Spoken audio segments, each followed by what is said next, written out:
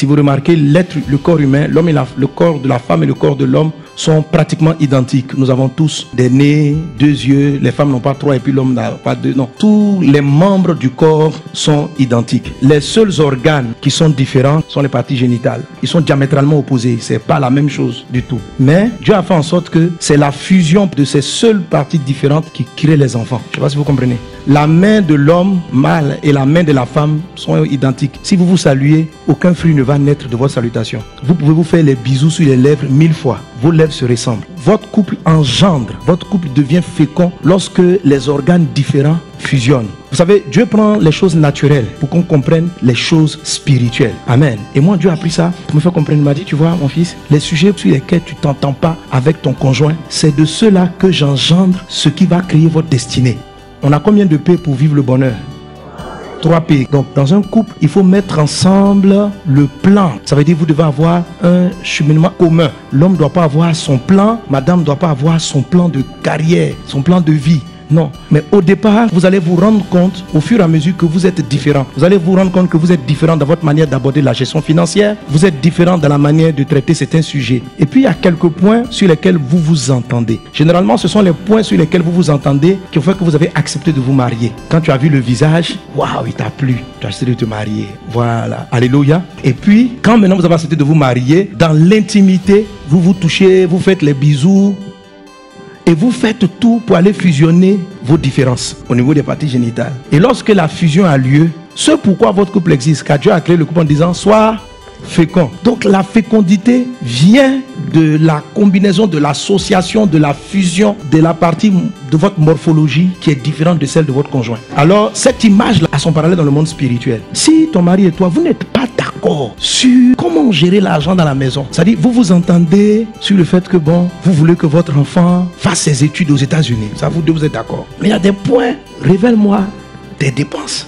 Non. Chacun se gère. Le monsieur dit ça, la dame. Ça paraît différent, mais il ne faut pas forcer. Quand vous forcez les deux organes différents à fusionner, ça s'appelle un viol. Et un viol, ce n'est pas bon. Il ne faut pas obliger madame, forcer sa conscience. Madame, il ne faut pas obliger monsieur, forcer sa conscience. Il a une logique d'approche. Tu as une logique d'approche. C'est avec douceur. On caresse d'abord les parties qui sont identiques. Et puis, on se parle. Et puis, subitement, on arrive à trouver que nos différences, il y a une petite zone de compromis où on peut s'entendre. C'est la fusion de la différence que va naître, que vous allez commencer à forger votre bébé commun. Ce qui vient de l'un et de l'autre. Alléluia. Quand Dieu dit soyez féconds, vous n'engendrez pas seulement des bébés physiques. Le troisième P qu'on appelle la prospérité. Vous engendrez des projets, des idées.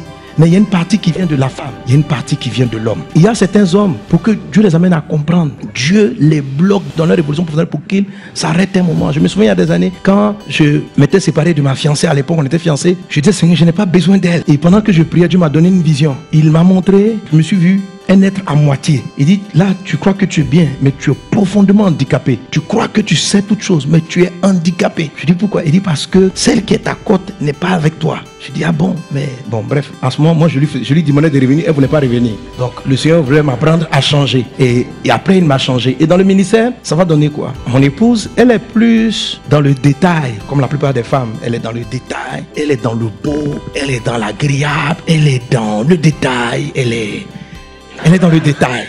Moi, je ne suis pas dans le détail. Et il faut savoir ceci. Quand la Bible dit Dieu a formé l'homme à partir de la poussière. Et lorsqu'il est dit Adam s'est endormi. Et il est dit qu'il a tiré une côte et il a formé la femme. Les deux verbes formés ne sont pas les mêmes mots dans l'hébreu. Le français utilise Dieu a formé l'homme. Dans le français encore on dit il a formé la femme de la côte qu'il avait prise de l'homme. C'est deux mots hébreux différents. Le mot formé, quand Dieu dit Dieu a pris la poussière et puis il a formé, il l'a fabriqué. C'est comme si l'homme est un peu une matière brute. Dieu a formé. Boum, il a déposé sans raffinement. Mais le mot qui est utilisé pour la femme, quand il a pris la côte, c'est un peu comme il a dessiné, il a façonné. Les deux mots sont différents. Ça veut dire que naturellement, l'homme est un peu bon. C'est-à-dire, on voit, ça dit, la femme, c'est le détail. Elle est raffinée. Dieu a pris du temps. Dieu l'a dessinée. Nous, on est venu, on a collé des doigts, on a mis.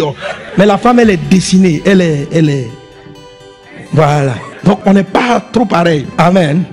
Et ma femme, elle est comme ça. Et moi, je trouvais que c'était une perte de temps. On va sortir, elle va prendre le temps sur le maquillage. On va aller évangéliser, prêcher l'évangile. Les âmes ont besoin d'être sauvées. Chérie, attends. Mais est-ce que le rouge à lèvres, en quoi est-ce que ton rouge à lèvres peut amener quelqu'un à Jésus? Tu nous perds le temps. Et je trouvais ça tellement compliqué. Et au fur et à mesure, il m'a dit, ton vrai ministère naît de la fusion de vos différences. Parce que je trouvais qu'au début, elle me perdait le temps.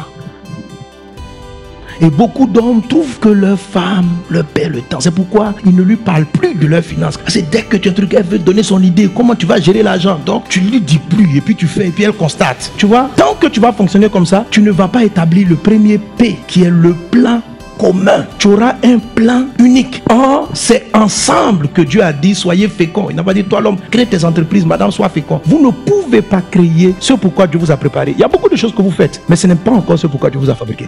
Tout ce que vous faites, vous êtes en train de vous exercer à rentrer dans votre vrai appel. Alléluia. Et quand Dieu m'a demandé de lire, il m'a dit écoute là, écoute. Je prêchais l'évangile, je parlais de Jésus partout. Mais par exemple, elle est chantre, elle n'est pas bien coiffée, il faut qu'elle apprenne à se coiffer, il faut qu'on arrange tout ça là.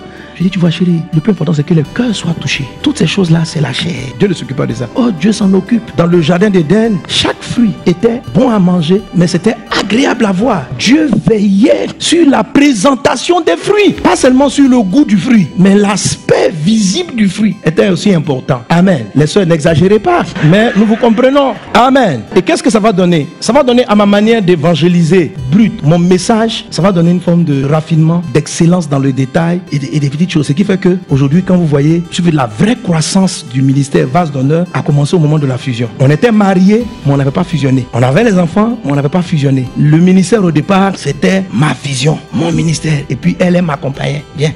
Suis-moi. Mais après, quand Dieu m'a expliqué, la cellule était, on devait commander peut-être 300 personnes. Mais quand j'ai commencé à comprendre la fusion, et c'est là que je donne le premier enseignement sur le mariage. On a passé de 400 personnes. En moins d'une année, on a atteint 1000 personnes. L'année qui a suivi, on a fait plus de 2000. Et puis l'église n'a cessé que de croître. Vous comprenez? C'était juste une différence. Mais il a fallu prendre le temps d'apprécier ce que Dieu a fait et non le passer le temps à critiquer ce que Dieu a fait parce qu'on se dispute sur ce qu'on appelle des détails.